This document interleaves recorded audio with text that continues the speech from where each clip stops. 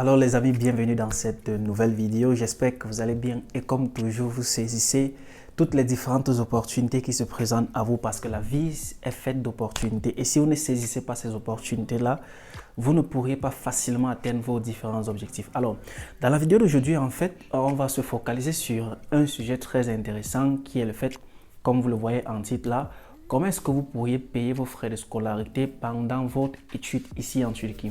Oui, je sais qu'il y a plusieurs parents qui me regardent présentement et qui se posent cette question-là.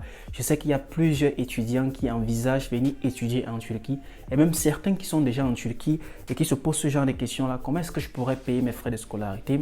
Qu'est-ce que je peux faire pour pouvoir générer un revenu qui peut me permettre de payer mes frais de scolarité? Je tiens à rappeler aussi que j'ai déjà fait 2 ou 3 vidéos concernant ce sujet-là.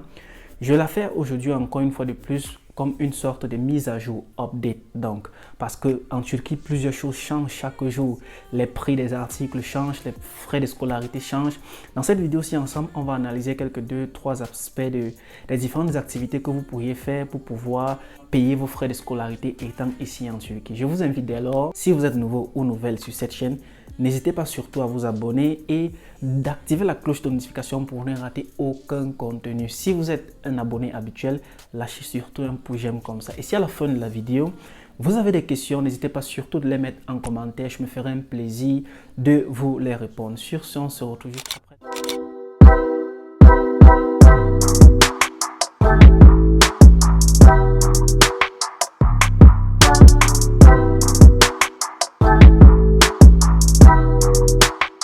Bienvenue une fois de plus à toi, j'espère que tu vas bien. Je suis Donald Christian. Sur cette chaîne, nous faisons généralement du partage concernant les études en Turquie, les bourses d'études internationales et nous parlons aussi de l'immigration légale. Alors si ces différentes thématiques-là t'intéressent toi, n'hésite pas surtout de t'abonner, d'activer la cloche de notification pour ne rater aucune des publications. Alors, vous vous posez sûrement la question, est-ce que je peux payer mes frais de scolarité en Turquie?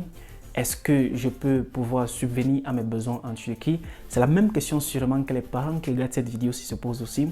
Comment est-ce que mon enfant, comment est-ce que ma fille ou mon fils pourra-t-il ou pourra-t-elle subvenir à ces différents besoins en Turquie? Est-ce que c'est possible de pouvoir payer ses frais de scolarité en Turquie? Je tiens à rappeler ceci que cette vidéo s'intéresse beaucoup plus à ceux-là qui viendront pour des universités publiques ici en Turquie. Parce que quand on parle d'universités privées, pour que vous puissiez payer vos frais de scolarité, il faudrait absolument que vous ayez du moins un mental assez élevé et que vous soyez quelqu'un de beaucoup plus actif dans plusieurs activités légales. Sauf si vous faites dans l'illégal qui va vous générer des millions, qui vont vous permettre de payer vos frais de scolarité. Parce qu'il y a à noter les amis, quand on parle d'université privée ici en Turquie, les frais de scolarité les plus, du moins le plus petit que j'ai déjà eu à voir ici est de 1000 $. Quand on parle de 1000 $, ce sont généralement pour des formations de 1 ou 2 ans dans des universités pour l'obtention d'un HEC degree.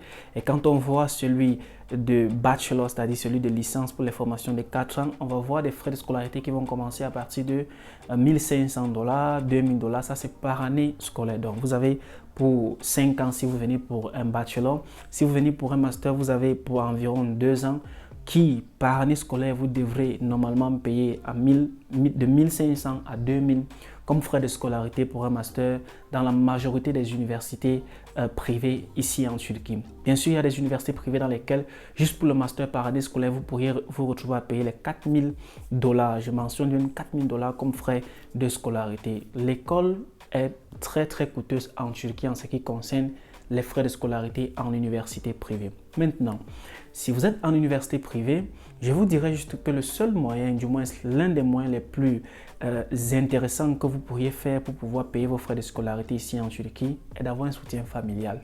Ouais, je vous le dis déjà, si vous venez en Turquie pour une université privée dans laquelle vous avez des frais de scolarité qui sont d'environ 2000 $ par année scolaire, je vous conseille déjà de regarder si vous n'avez pas de soutien familial. Si c'est le cas, si c'est qu'il arrive que vous n'avez pas de soutien familial, je ne vous conseille pas en fait de venir en Turquie parce que cela ne sera pas facile pour vous de pouvoir payer ces frais de scolarité ici en Turquie. Parce que concrètement parlant, je ne vois pas un job de ma propre expérience.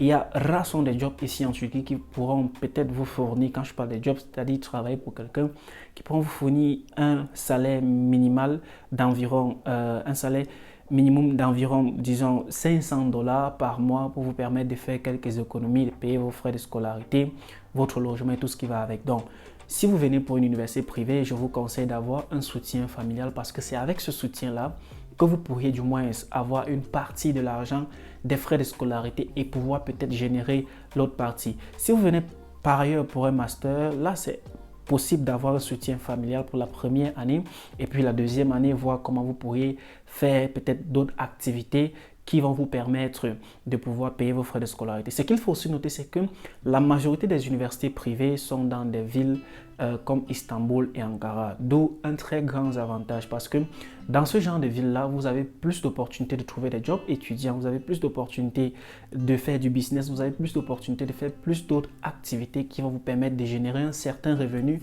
à la fin du mois pour pouvoir payer vos différents frais de scolarité. Par contre, si vous êtes dans une petite ville et que vous êtes dans une université privée, il serait difficile pour vous de pouvoir générer cet argent-là pour pouvoir payer vos frais de scolarité. Maintenant, parlons de ceux-là qui sont dans des universités publiques ici en Turquie. Donc, pour vous qui venez dans des universités publiques ici en Turquie, pour vous qui êtes déjà dans des universités publiques ici en Turquie, comment est-ce que vous pourriez faire pour pouvoir payer vos frais de scolarité? Quelles sont les stratégies que vous pourriez mettre en place pour pouvoir payer vos frais de scolarité? Je tiens déjà à rappeler que la majorité des universités publiques ici en Turquie, pour ceux qui ne sont pas encore ici en Turquie, vous allez voir des frais de scolarité allant de 200 dollars ou 250 dollars par année scolaire ou par semestre dans certaines universités publiques ici en Turquie. C'est extraordinaire. Ce qui fait que vous avez la possibilité de pouvoir payer ces frais-là si bien sûr vous trouvez un travail qui est en quelque sorte rémunérant. Quelle que soit en général la ville dans laquelle vous êtes ici en Turquie, vous pouvez trouver un très petit job qui peut vous permettre de pouvoir ne serait-ce que faire des économies d'environ 100 livres turcs ou 300 livres turcs par semaine, supposons, et vous permettre de payer ces frais de scolarité-là. Alors, la toute première façon que je mentionnerai concernant les universités publiques, si vous êtes étudiant dans une université publique ici en Turquie, comment est-ce que vous pourriez payer vos frais de scolarité? C'est par un job étudiant. Prenons un étudiant lambda qui travaille ici en Turquie dans une très petite ville et qui, par exemple, par jour, génère un capital, du moins un revenu pour un travail de quelques heures de 100 livres turcs. Ça, c'est un exemple. Alors, s'il travaille 5 jours ou 6 jours sur 7, à la fin de la semaine, il est à 600 livres turcs et à la fin du mois, il est à plus ou moins, je pense, 2400 livres turcs comme capital, comme peut-être gain. Alors, supposons qu'il a fait quelques dépenses au courant de la semaine, au courant du mois et qu'il se retrouve à la fin avec des économies après avoir payé le loyer et toute la nutrition qui va avec. Si bien sûr c'est un étudiant qui vit avec un stylo et une feuille, c'est-à-dire il vit à la consommation prête. Là, je pense qu'il est capable d'économiser 500 livres turcs environ, plus ou moins. Supposons qu'il économise ces 500 livres turcs plus ou moins par mois. Alors, à la fin de 3 à 4 mois de travail, il est à 2000 livres turcs d'économie après avoir dépensé son loyer, sa nutrition. Il est à 2000 livres turcs d'économie. Maintenant, supposons que ses frais de scolarité se retrouvent à 4000 livres turcs par année scolaire. Là, je pense qu'après 4 mois, il peut bien sûr générer une partie des frais de scolarité pour un semestre et pouvoir payer. Et à les autres 4 mois qui restent là, il peut encore générer ces 2000 livres turcs. Il y a des mois, bien sûr, qui va consommer peut-être plus. Il y a des mois qui va consommer moins pour pouvoir économiser plus et pouvoir payer ses frais de scolarité. Ça, c'est si et seulement si vous êtes dans des universités publiques dans lesquelles les frais de scolarité sont dans l'intervalle 4000 livres turcs ou 5000 à 6000 livres turcs et que vous avez par exemple un très bon travail qui peut vous permettre de pouvoir faire assez d'économies. Alors, le deuxième moyen est pour ceux-là qui font du business. Vous savez, en Turquie, c'est une terre de business. Comme on l'a dit toujours, la Turquie est la deuxième Chine. Donc, ici, en tant qu'étudiant, vous avez la possibilité de faire du business.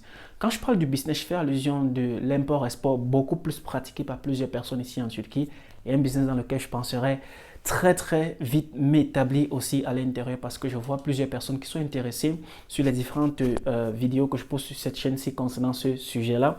Supposons que vous faites du business, vous avez sûrement des entrées financières estimées à plus ou moins 200 dollars, ça c'est le plus minimum que je connaisse, 200 dollars par mois et que vos frais de scolarité sont de 500 dollars par année scolaire. Je pense que c'est largement suffisant pour vous permettre de payer vos frais de scolarité, pouvoir aussi gérer en ce qui concerne le logement et la nutrition.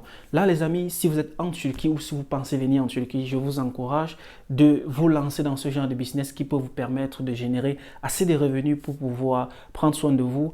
Juste le nécessaire. Quand je parle juste de nécessaire, c'est-à-dire le logement, la nutrition et les frais de scolarité. Bien sûr, il y a des personnes qui n'ont pas pouvoir faire des économies avec cet argent-là. Maintenant, la troisième possibilité, si vous êtes déjà même en Turquie ou si vous êtes encore hors de la Turquie, comment est-ce que vous pourriez prendre soin de vous pendant votre éducation ici? Comment est-ce que vous pourriez payer vos frais de scolarité ici en Turquie?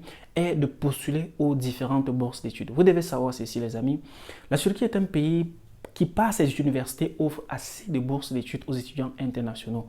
Prenons juste le cas des universités privées. Lorsque vous êtes en Turquie, il y a des bourses sportives, il y a des bourses d'excellence. Donc, supposons que vous avez un GPA de 3,5 dans une université privée, vous avez la possibilité de demander une certaine réduction sur vos frais de scolarité qui sont applicables, bien sûr, peut-être à l'année à cours ou dans l'année qui suit votre formation dans votre université. Les bourses sportives, si par exemple vous êtes sportif, basketteur, footballeur, vous avez la possibilité de postuler aux différentes bourses qui sont offertes aux différents joueurs ou aux différentes équipes de chaque université. Maintenant, prenons le cas que vous êtes dans une université publique. Comment est-ce que vous pourriez faire pour bénéficier des différentes bourses d'études? La première type de bourse d'études est généralement dans chaque université, il y a des soutiens pour des pays spécifiques, comme par exemple dans des universités, il y a des soutiens pour des Tchadiens, des Somaliens, qui suite au partenariat établi avec ces pays-là et la Turquie, vous avez la possibilité d'avoir une certaine réduction sur vos frais de scolarité. La deuxième possibilité est de postuler à la Turquie Bourse-Lari. Et oui les amis, lorsque vous êtes ici en Turquie, même déjà étudiant dans une université privée ou publique ici en Turquie, vous avez la possibilité de toujours postuler à la Turquie Bourse-Lari, qui est la bourse offerte par le gouvernement turc, entièrement sponsorisée. Cette bourse prend en charge le logement, les frais de nutrition, une allocation mensuelle de plus ou moins 1800 livres turcs pour les gens de licence et plus de 2000 livres turcs pour ceux-là qui veulent venir faire un master et plus de 3000 livres turcs pour ceux-là qui veulent venir faire un doctorat, du moins pour ceux-là qui veulent quitter de master à doctorat ou de licence. Ça dépend toutefois de votre niveau d'études ici en Turquie. Les amis, je vais m'arrêter là. C'était juste pour vous encourager. Vous qui pensez venir en Turquie, vous qui êtes déjà en Turquie et qui retrouvez des difficultés de pouvoir peut-être payer vos frais de scolarité, voilà les moyens que vous pourriez mettre en place pour pouvoir générer un peu de revenus qui vont permettre de payer vos frais de scolarité. Oui, c'est difficile, oui, ça serait difficile, mais je fais cette vidéo aussi juste pour vous encourager et vous dire que c'est possible si vous vous donnez un peu d'effort, vous mettez un peu d'effort dans ce que vous faites, vous pourriez toutefois générer ces revenus-là et pouvoir survivre pendant cette période éducative. Bref, si vous avez aimé la vidéo, n'hésitez pas surtout de la liker et surtout de partager aussi. Si vous avez des questions, si vous êtes étudiant en Turquie et que vous avez la possibilité de pouvoir faire ce dont j'ai mentionné dans cette vidéo, n'hésitez pas surtout de le mentionner en commentaire. Surtout, restez connectés sur cette chaîne-ci pour le prochain contenu. Je suis Donald Christian. Ciao.